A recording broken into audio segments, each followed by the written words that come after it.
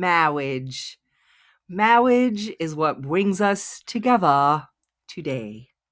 We are based on a book, the podcast that would love to fill Madison Square Garden at some point, but for now we're satisfied with a small affair. I'm your wedding planner, Crystal, and I will not be providing the champagne. I'm Keri, and I've been convinced that eloping is the better option. And I'm Lindsey, and my father also tried to ruin my wedding. I am so excited you're here to witness the joining of the Banks and Dunstan families. This week, we're discussing Father of the Bride, the 1949 novel by Edward Streeter that explores the conflicting emotions of a father as he navigates his daughter's wedding and realizes she's no longer his baby girl. Somehow, I've fallen into the trap of wanting to cover stories that have multiple adaptations, so we're each covering a different movie. Again, I'm covering the 1950 film starring Elizabeth Taylor and Spencer Tracy. It was directed by Vincent Minnelli, who is mostly known for his musicals. This was not a musical, but it was nominated for 4 Academy Awards. Keri, which are you watching? I watched for the very first time, which seems to be a common theme on this podcast as well, the 1991 adaptation of Father of the Bride, starring Steve Martin, Diane Keaton, Kimberly Williams, Kieran Culkin, and Martin Short. This is where Walt Disney Company purchased the film rights to the story in 1991, turned it into a romantic comedy in a more modernized contemporary setting. I think it's very interesting that this one is actually they say it's a remake of the 1950 one and compares it to the 1950 version. Like if you look at some facts of it, they'll say the main character takes the middle name of the original 1950 movie, not really realizing that it's actually based on a book. So I think it's really funny. It's super successful, actually made a sequel. It's a good one. Awesome.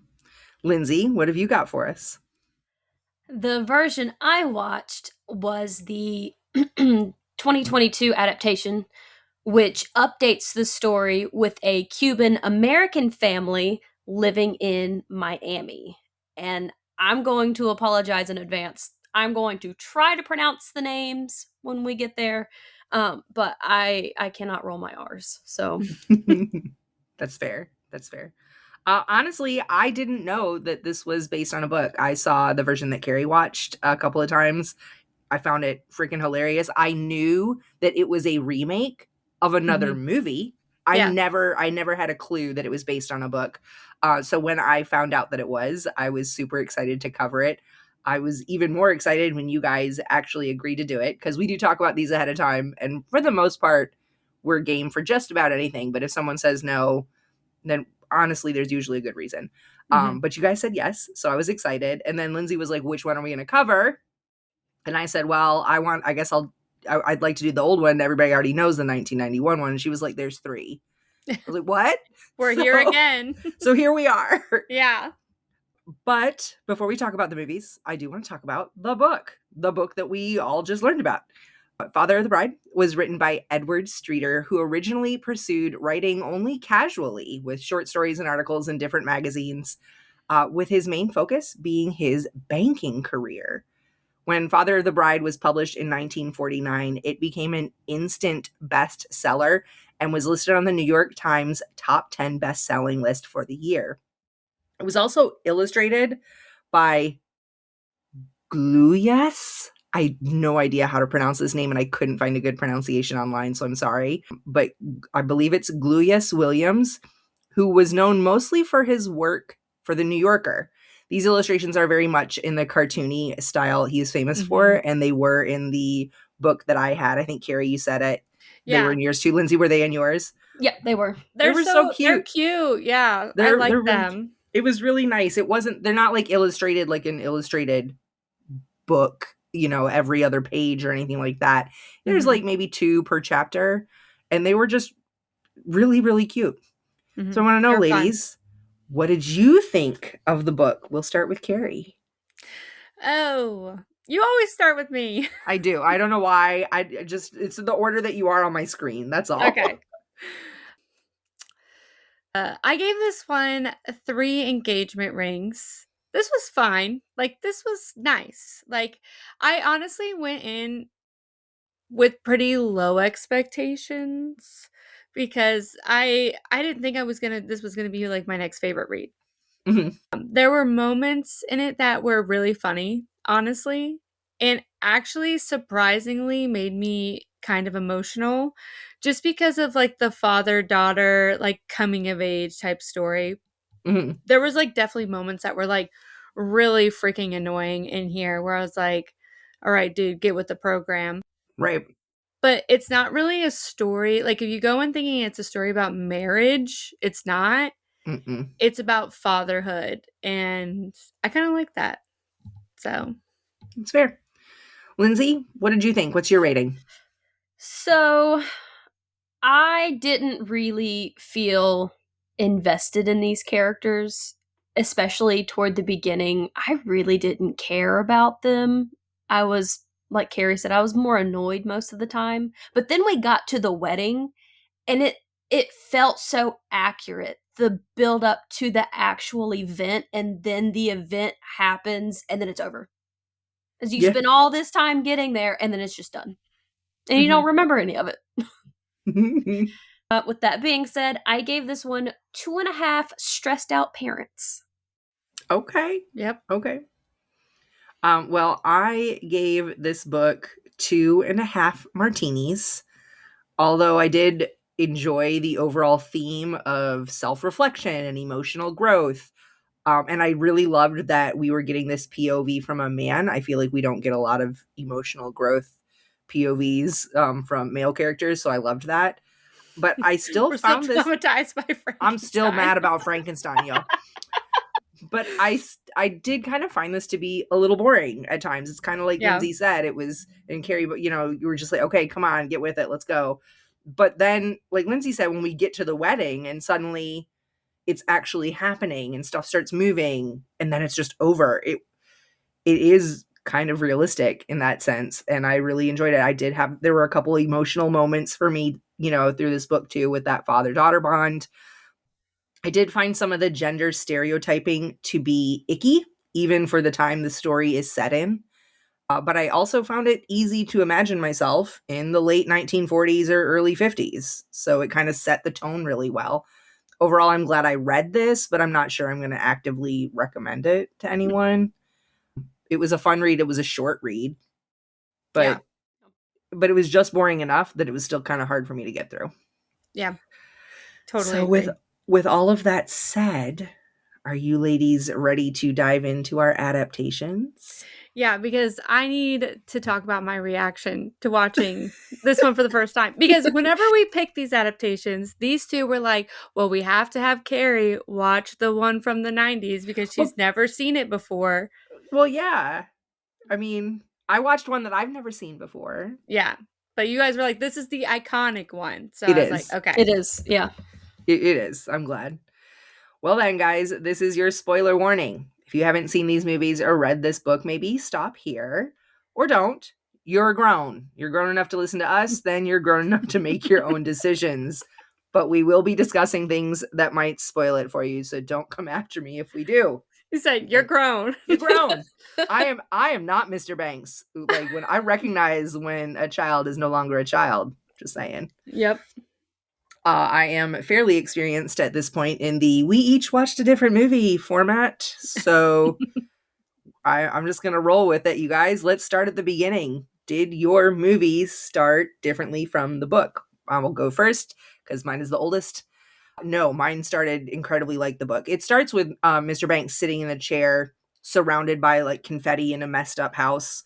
And he's taking off his shoes, or maybe he's putting on his shoes. I don't remember, but he's talking to the camera and he's like, you think that marriage is going to be, this, and your kids are going to set you up and you get married, you get married, you have babies, the babies grow up, they get married, they have babies, but I forgot all about the wedding. And we instantly head into like we go back in time. So to the beginning of the book, it's him coming home. He does narrate the whole movie. sometimes looking directly into the camera. And honestly, I really loved that because Mhm. this is so much in his POV. It was kind of nice to keep that. But for the most part, it started exactly the same as the book. Keri, how about you? Uh, obviously much more modernized than the book.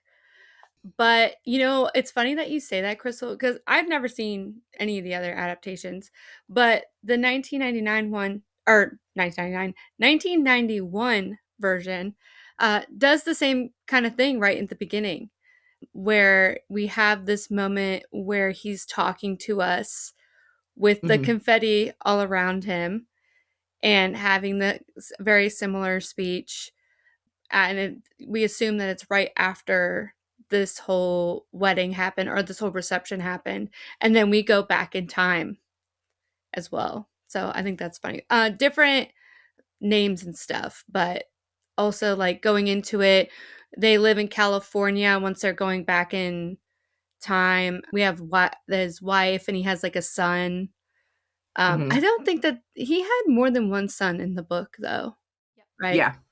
Yeah, he just has one son and then his daughter and then his wife, Nina, and he owns like a sneaker store.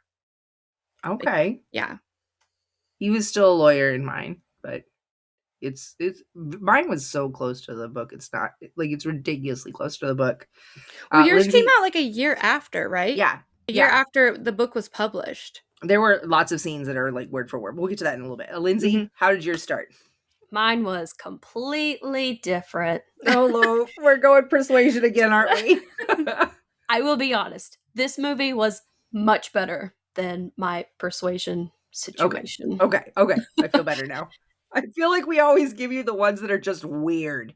So, And it's newer too, so it's interesting. But my movie starts with Billy Herrera, or as the wedding planner says, Billy Herrera. Oh, oh oh Lord. no. Okay. He is a successful architect whose world is turned upside down when his daughter, Sophia, comes home announcing she's getting married in just 1 month. Oh. At the same time, Billy and his wife, Ingrid, are quietly planning to divorce, Oh. but decide to keep it a Oh. secret until after the wedding. So the movie opens with Billy and Ingrid in counseling, trying to work out their divorce. Somehow I feel like that actually is probably more realistic, Interesting. Yeah. especially for a, 2020 something movie, In this day and age, that seems about right. Yeah. And that's sad. So let's talk about our characters, our cast of characters. Anybody's names change, anyone left out, anyone added. For mine, everybody's there. Everybody's Yeah. there. Everybody's got the same names. Nobody's left out. And when I tell you it was so well cast, Spencer Tracy was amazing as Mr. Banks. He actually was nominated for Best Actor for this. He was so good. So good, with that, like, even in the scenes where he drank a little bit too much and he's trying to keep it together, but he's kind of loosening up and keeping it together. It's, at times when he's being gruff, but then he looks at his daughter and he's like, okay, anything for you, very perfect. Elizabeth Taylor as Kay. Stunning, stunning. And she plays it so well that, like, slightly spoiled, a little naive, but definitely not stupid, like, and firm and stubborn, just, but gorgeous, gorgeous. It was so well done, honestly. Can't complain about any of the characters of the cast. Keri, what about you? I mean, I had a pretty iconic cast. You really did. Not gonna lie here.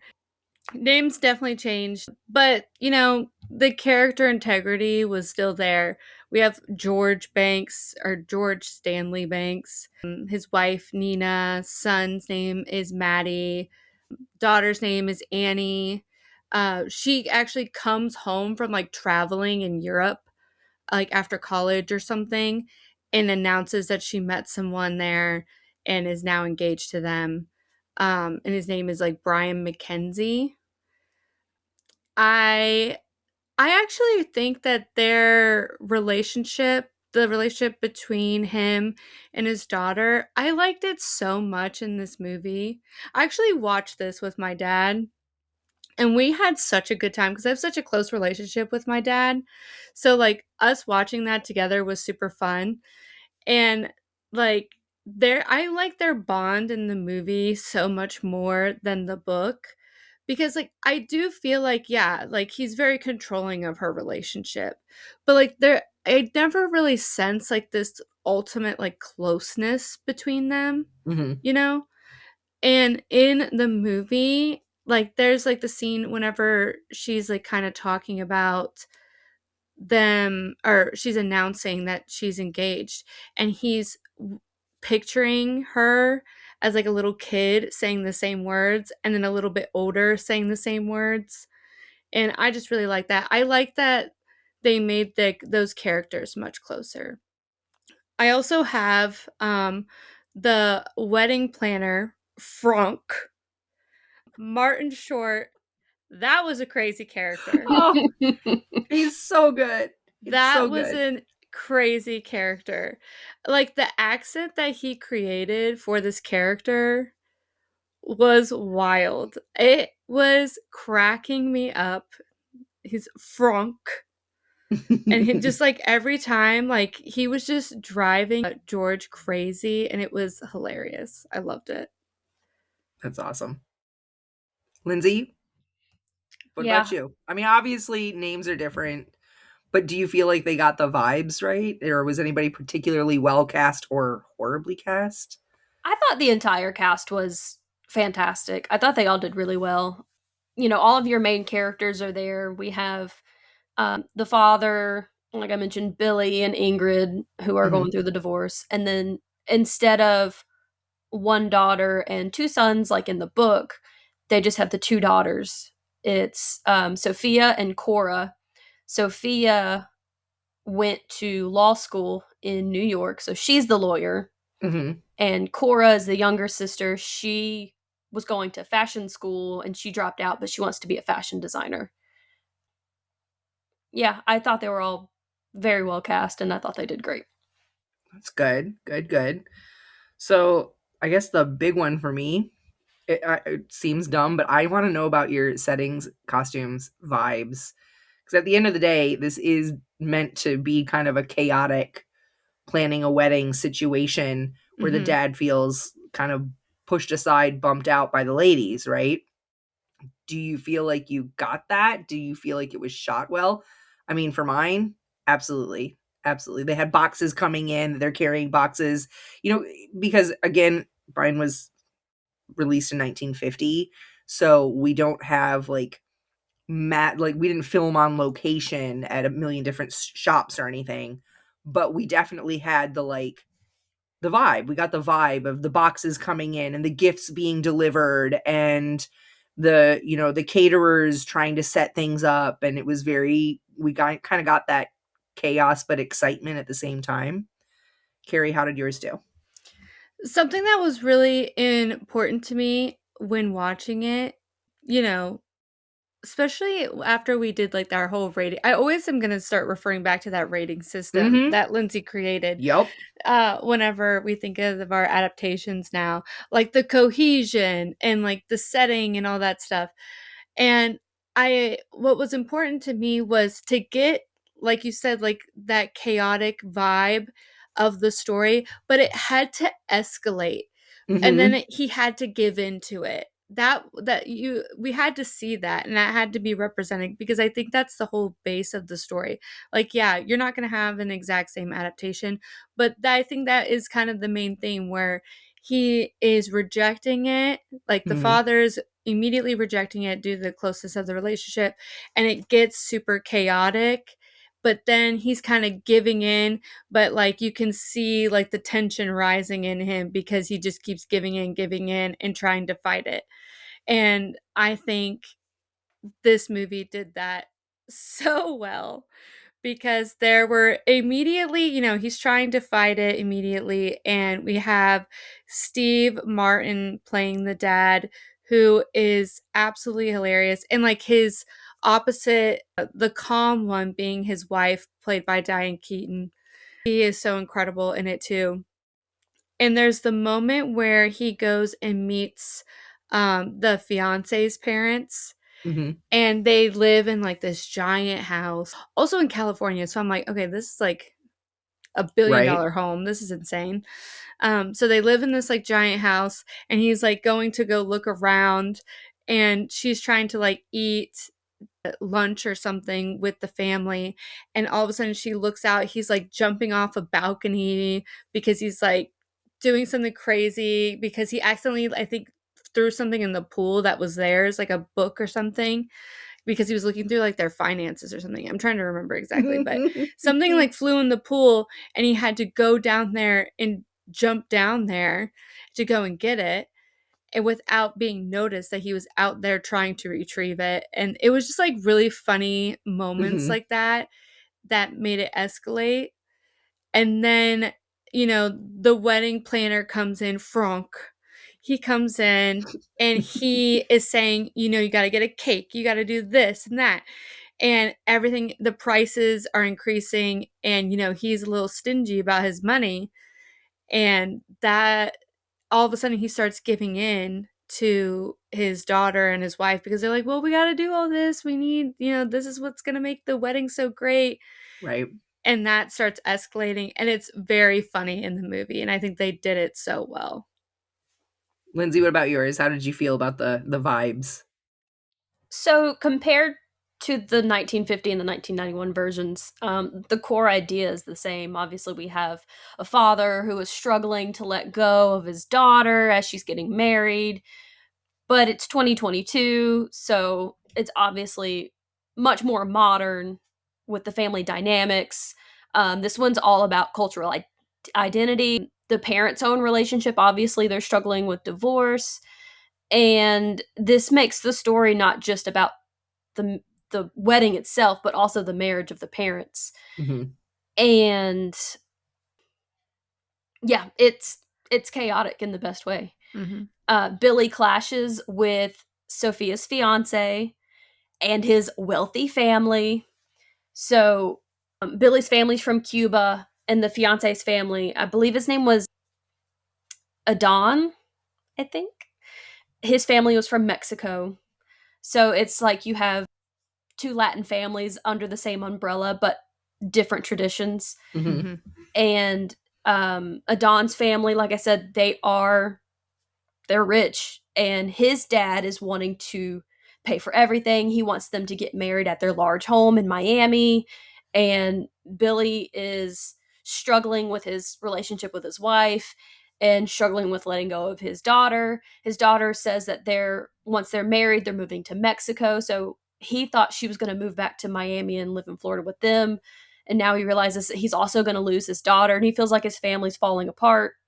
They're planning the wedding, and they don't want to really do anything traditional. Sophia proposed to her fiance. He didn't propose to her, she proposed to him. Mm-hmm. And already tradition is going out the window. So he is super upset that he's losing everything. But yeah, it definitely escalates. Mm-hmm. I think it's interesting that yours has like a time limit on like the wedding. I think that's different from both of ours. I think that adds a little bit of pressure, though. So that's kind of one more element for Mm-hmm. Billy to be stressed about, one more added pressure. So, what about your storylines? Was there anything in particular from the book that, any particular scenes from the book that were left out that you really loved, or any scenes added? For the most part, mine was so incredibly similar to the book. There was not a lot left out. In fact, some word for word scenes, like when he's serving drinks at the brunch or the cocktail party that they had, the cocktail party, and he gets trapped in the kitchen serving drinks. In the cab when he's or in the car when he's talking to his wife on the way to meet the Dunstans for the first time. That conversation is word for word. Like it's so. I mean, honestly, the book might as well be the screenplay for this one. It's so spot on, but there is one added scene. One added scene where Kay comes in and says, "You might as well cancel the wedding, send all the gifts back. I can't do this. I just found out something about Buckley that, I just can't stand." And she's crying and she runs to her room, and Mr. Banks goes up to talk to her.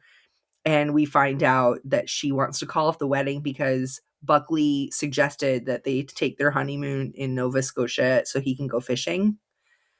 And she is losing her shit over this. Which, I mean, honestly, it kind of works for Elizabeth Taylor's, the way she's portraying this character. But at the same time, I felt like in the book, she wasn't that kind of, I don't know, I don't want to say airheaded or spoiled, but she wasn't quite that spoiled in the book. I I didn't felt like feel she like it, didn't at least. really have a personality She didn't, in the because it book. was all about what her father was projecting on her. Yeah. So I couldn't really sense anything from her, to be honest. Pretty much. So I don't know. I just felt like it was a little weird, but then Buckley comes in. He's trying anything you want. I'm so sorry. I was so stubborn. Please forgive me, and all's forgiven. And then that's literally the only thing different. The only thing different about mine. It was Mm-hmm. it was just such a word for word adaptation, and it worked. So, Keri, what about yours? Anything added or left out? I'm about to crack you up right now. I've seen yours, so I already know the answer, but yeah, I'm about I'll to let you crack talk you up about it. though. Because I mean, obviously a lot of differences because, we're in a different type of setting, but still the same, same storyline. But I'm going to tell you about the added scene that is very similar to what Crystal just described, except, the daughter comes back and she's like, the wedding's off, the wedding is off. It's over. I crack up because he comes in, he's like, the father, he comes in and he's just like, it happens. Like, he's just done so much work, spent so much time, and he's just like, all right, it's done. It's all over, because he was kind of over this guy anyways. He was done with him. So he was like, oh, what happened? And he was like, she's like, for our I think it's like their anniversary or something. And she's like, he gave me a gift. And he's like, oh no, what is it? She's like, open it, because I can't even say it. So he opens it, and it's a blender. Because she's just like, she's been very concerned about the idea of marriage equals like losing your identity. Right. That's like been her thing. I think she claims to be very independent, even though it definitely doesn't come off that way because of how her father appears to be doing a lot for her. But, she has a fear of losing her identity through that. And she thinks this blender as a gift is a representation of that, that her fiance wants her to be, stay home and make cocktails. Yeah, stay home and do that. And so she's like, the wedding is off. And I think what's really, I really like about this change in the movie is that we get the dad, having this change of heart almost, where he has to go out, find the fiance, and fix this situation. Be like, she just had a moment, just go over there, have a conversation, figure it out. Also, she's like, they keep saying that you caused the scene at his parents' house and went in their pool and all this stuff, and I told them they lied. And he was just like, such a good movie. Oops. So that whole scene happened. I really like that he actually went out of his way to go fix it, even though he really doesn't want to be losing his daughter to, someone. Right. And that, I really like that added scene. I think it's funny that that specific scene was kind of also added to yours too. Because your movie was based on my movie. Yeah. My movie was based on the book. Yeah, exactly. Lindsey, what about yours? Anything super weird added or something completely left out? So the cool thing about mine is they literally just modernized it. They took the story, the core story, and they just made it work for today. So the scene that you both described with her calling off the wedding, it happens in my movie, but it happens because they do a bachelor party and they take Aiden or Adon, I can't remember how they pronounced it. They take him to a strip club, Billy and his family. He's trying to FaceTime Sophia, and From the strip club? yeah, and he's like walking What? to the back to like talk to her because he can't hear anything, and he ends up running into Billy, who's in the back crying. He's not out there with everyone else enjoying everything. So they sit down and they have a conversation, and Billy admits that he and Ingrid are getting a divorce because no one knows. They were going to announce it when Sophia came home from college, but she announced her engagement, so they decided to hold off and wait until after the wedding. So he admitted that, they're going through a divorce. And then obviously they're doing like the rehearsal dinner, and Billy pulls someone off to the side. They go off in a side room, and he's telling him about the divorce, and he doesn't know that Cora, his other daughter, is in the room. So she hears that they're getting a divorce, and she runs outside and she confronts her mother. She says, "Is it true that you're getting a divorce?" And then obviously Sophia hears, and then she finds out when her fiance is trying to defend her father that he knew about it and didn't tell her. So that's when she calls off the wedding because he lied to her because he didn't tell her. Yeah. The tea right now has me like, ugh. Yeah. That's way worse than my blender. yeah. Yeah. And then being in Miami, and they couldn't really decide when they're having the wedding because they do have this timeline. It's during hurricane season. Of So course. a storm does hit, and the house that they were getting married at, the fiance's father's house, it was on an island, like across a bridge. So they are leaving Billy's house to go to the wedding venue, and it turns out that the hurricane or the storm that hit actually destroyed the bridge.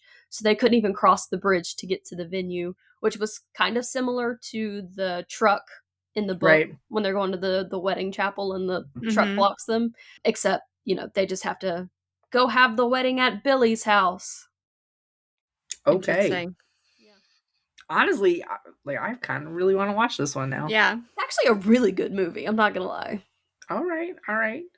Well, was there anything extra about either of your movies? Any fun facts, awards, interesting tidbits that you'd like to share? I mean, mine was the book. I will say, though, it did so well at the box office that it did get rushed to make a sequel. And the sequel is called Father's Little Dividend. Yeah. Ooh. I don't like that. No. I don't like that. No, but this is where Kay has a baby, and we see what happens with that, with Mr. Banks becoming a grandfather. Yeah, that's in, I think, Father of the Bride too, after mine. And did you notice that in the book there was like a lot of Bronte and Lord Byron references? Yep. I was like, oh my gosh, I understand these now. There was the one toward the beginning where Mr. Banks says that Kay would rather be with like a Lord Byron type, and I was like, oh, that's a red flag. Like, no, ew. Yeah. Run. No, girl. No, girl. Like, it's time to go. For mine, I think it's really interesting. Steve Martin actually signed on to do the movie before the script was even written. And then Diane Keaton almost wasn't even in the movie because they didn't want anything to do with her because her previous film had flopped so bad, which was The Good Mother. And I was like, wow, that's terrible because she did pretty freaking awesome. And it went really well. I also did some calculations. I pulled a Lindsey in my movie. I pulled a Lindsey. Okay. So there's like this whole moment where with Franck, and I think it's like his like assistant You can't say anything else besides Franck any other way. And it calls him and tells him basically like the budget that's going to be like per person there and at the wedding after they do all the calculations and stuff. And he's like trying to hear him and he's like, sorry, like what did you say? I thought you said 150 like per head, like per person. Like I was about to like jump off a cliff. Like that's insane. He's like, no, not 150, 250 per head, 250 per person. And they were going to have 572 guests. That's $143,000 for a wedding in 1991. And guess what I did? I did inflation for today. That would have been $341,490 That's insane. for a wedding. That's insane. I should have done the math on the per head cost in the book. I didn't. Sorry. I don't know where we ended up on guests in the book. I know at one point there was 572. Yeah, there was like 500. They do try to cut it, but I think like eventually But then extra people showed up. Yeah. And yeah, so. And that made me laugh. Like even in the book, they're like, we'll still invite all these people. But, and this felt so typical to me where it's like, I'm going to invite like, you know, parents, I have to invite my friends too, like my people too. And then other people that are in your wedding, well, can I invite my friends? And then you're trying to invite like specific families. And they're like, well, I need to invite my, you know, kids, my partner, whatever. Everybody's got a plus one. Yeah, everyone has a plus one. And then as they're sending out invites, they're hoping not everyone says they're going to come. Mm-hmm. And then they're like, yeah, we're coming. Oh, let me tell you something that sent me to the moon. All right. Calling on the wedding day to be like, hey, we're at the station. Can someone pick us up? Y'all can get back on the train and get out of here. All right, go back home. Don't call me on the wedding day as I'm like the dad trying to like do traffic control here to get everyone where they're supposed to be and tell me to pick you up from the station. That part was in the book. That was in my movie, and it was like No. the like Mr. Banks being like, what do you mean you're at the station? What do you mean there's no taxis? And everybody's running around him, and the caterers are trying to set up, and the guys are trying to move the furniture out, and Tommy doesn't have a shirt. And like, it was so like, this was the ramping up, and he's on the phone. He's like, you just go outside and get a cab. I'll pay for it later. And I'm like, you pay for it later? I didn't know that was an option, but okay. You know? Absolutely not. It's the people who showed up as a surprise. And then they're like, oh, I don't have anywhere to stay, so I'll just stay with you. Yes. I will say my family is huge. And we have had the like showing up as a surprise situation. I mean, I've done that to my parents, but when we do that, it is very much like I'm showing up as a surprise and I've already reserved my hotel room. Mm-hmm. You know what I mean? Like I'm not putting anything on anybody. That's I as big as my family is, we're all very respectful of crap like that. Do not expect anything out of me on a big day. Mm-mm. Yeah, not for a wedding though. Like there's a whole RSVP thing. Yeah. Why do you think a surprise? Why do you think we sent you out those little cards to return? Mm-hmm. You know, what they had the calligrapher write all these invites out in the book. And with the RSVP cards, and you didn't bother to send one back, and now you're like, surprise. No. Also, can I stay at your place where all the wedding stuff is happening? God. They're literally throwing a reception at their house. They had to take furniture out. They had to take it out and put it somewhere just to have enough people in there. Mm-hmm. They had to take doors off. Yeah. Sorry, I don't have a bed. We had to remove it from the place. It was just too wild. And I like, as we're getting to the end, the wedding's happening and we're on that day and the book is just like pure chaos at that point. I was having anxiety. Yeah. I was having anxiety. It was driving me crazy. Well, speaking of the endings though, my movie ended a little bit different from the book. Mr. Banks doesn't get to see Kay. He gives her away at the wedding, And then he really doesn't get a chance to see her, talk to her at all through the rest of the day because it's so chaotic. And she ends up throwing her bouquet. He misses it. They run off to the car to leave. He doesn't get to see her and say goodbye. And so like everybody's left. It's him and Mrs. Banks sitting in the living room looking at the confetti all around them. And she says, I'm going to go change my dress. You get the vacuum. And the phone rings and he gets up and it's Kay calling from the train station saying, I didn't get to say goodbye, Pops. I love you. Thank you so much. Please tell Mom, how much this day meant to me. I appreciate all your hard work. I love you so much. And it was just, I cried at that point. And then they hang up the phone and Mr. Banks turns to Mrs. Banks and she says, she is just such a good girl, isn't she? And he says, yeah, she is. And music starts and they start to dance in the living room by themselves in all the confetti mess. And I cried even harder. It was just really sweet. Mm-hmm. Keri, how did yours end? Exactly like that. Yeah. Literally that exact same ending. Isn't it just perfect, though? Yeah, Did you tear it's up? so good. Yeah. Oh, yeah. I was crying. Okay. And my dad was crying too. We were both crying together. I'm gonna call him out on it. He gets emotional and this stuff. He loves this movie. But something I really loved, which I teared up about a lot, it was like, so he owns like the sneaker company, right? That I talked about in the beginning. And he was working on these sneakers that were very like, had like lace on them and stuff that for like her wedding. And she is in her gown. He gets to see her for the first time in her gown. And she like lifts up her dress a little bit and she's wearing the sneakers. That made me cry a lot because it was like, I understand when it's like the dad, all like, because my family is kind of like this, where it's like my mom, me, and my sister, like we're like a whirlwind when it comes to like planning something and we're like doing all this stuff. And like my dad kind of wants to contribute, but he's just kind of going with the flow because we're already like trying to control everything. And it was like his one contribution that was completely his that he got to give her for her day. It like made me emotional. I was like, oh, I love that so much. It was so good.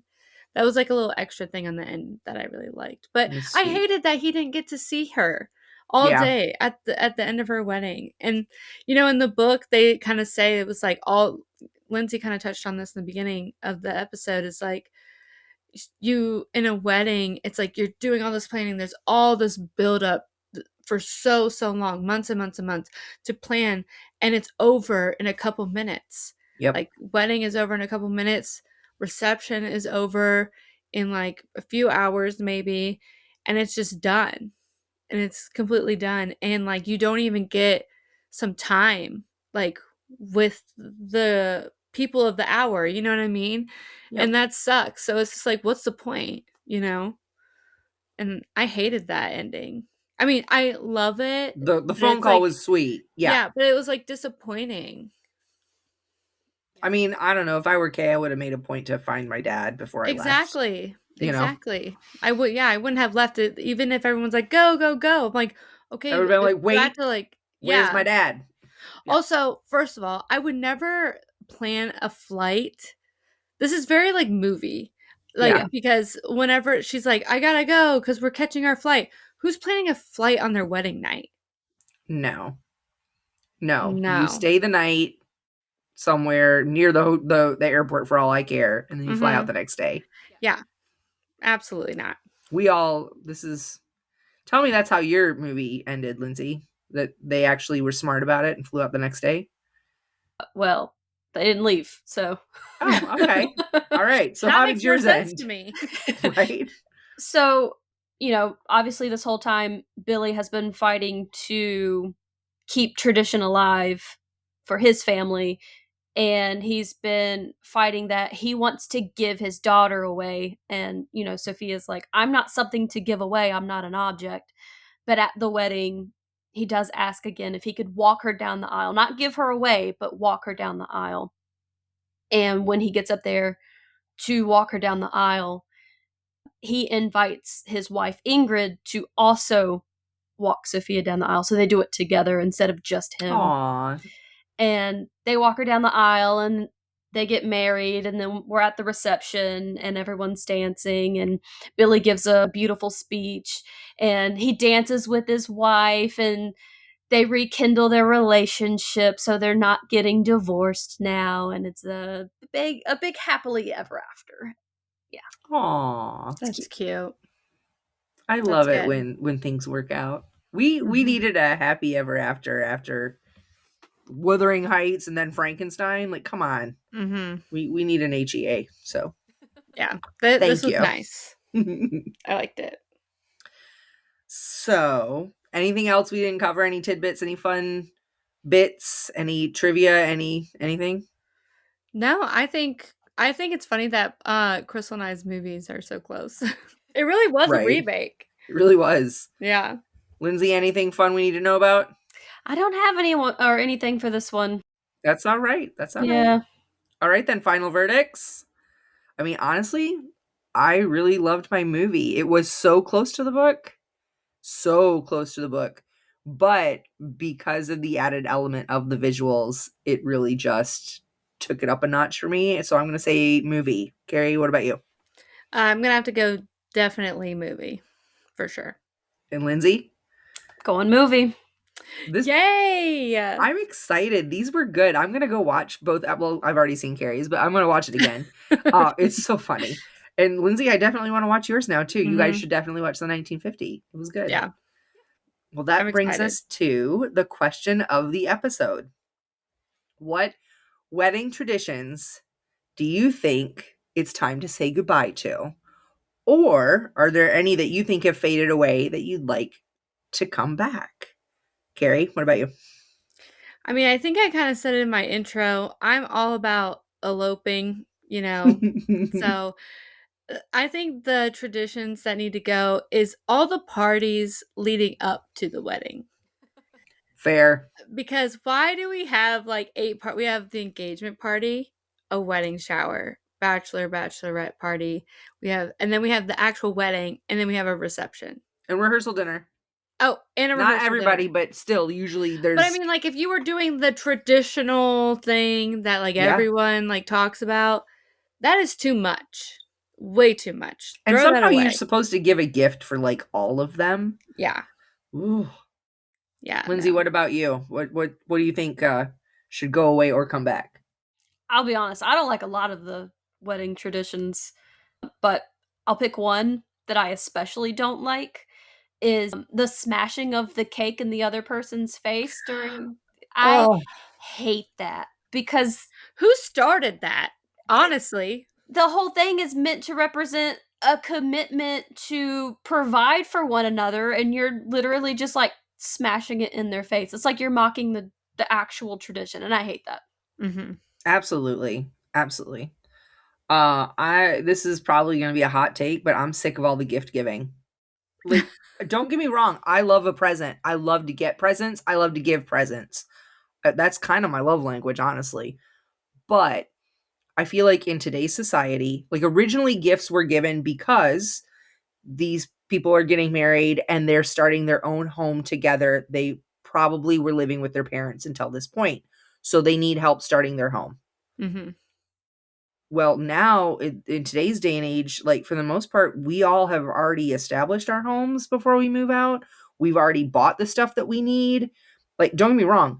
Give me a check. I want your money. Give me a gift card. Give me the money. But honestly, I'm so sick and tired of seeing registries that are full of crazy high, like super expensive items, because the truth of the matter is they already have all the towels they need. They already have all their dishes. They already have their, their vacuum and their blender and their microwave because they already had the house. They already lived in an apartment. They already had a home. Yeah. I mean, that's honestly true because now it's more common to be living together before you're getting married. And even if you weren't living together, chances are you had your own place. Yeah. It's a little, I mean, I think it's just disingenuous to give somebody a set of towels when they already have plenty of towels.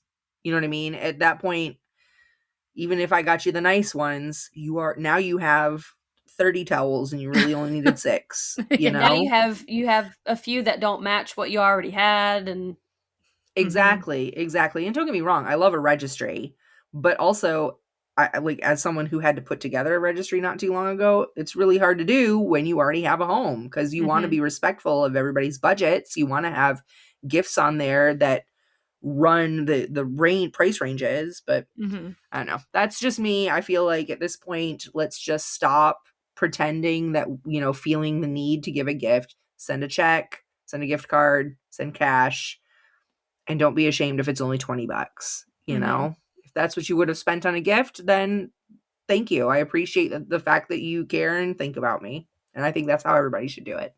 Yeah. Having said that, if I ever do get married again and you guys want to send me presents, I do like presents, so you can do that. I love presents. We know. I love them. Well, guys, I think that's it. We have sent the happy couple off to their honeymoon, and that means the party is over. Time to go. We're so glad you were able to make it. Don't forget to keep in touch. We would love to gab with you on our socials, where we're always talking about what we're reading or watching. And if you're looking for your next great book, check out Libro FM, the audio book source that supports local bookstores. And if you use our affiliate link in the show notes, it helps to support your favorite podcast too. For now, don't forget to RSVP, say thank you to your hosts, and maybe go easy on the champagne. We're going to start the cleanup so we can see you on the next chapter of Based on a Book. Bye. Bye.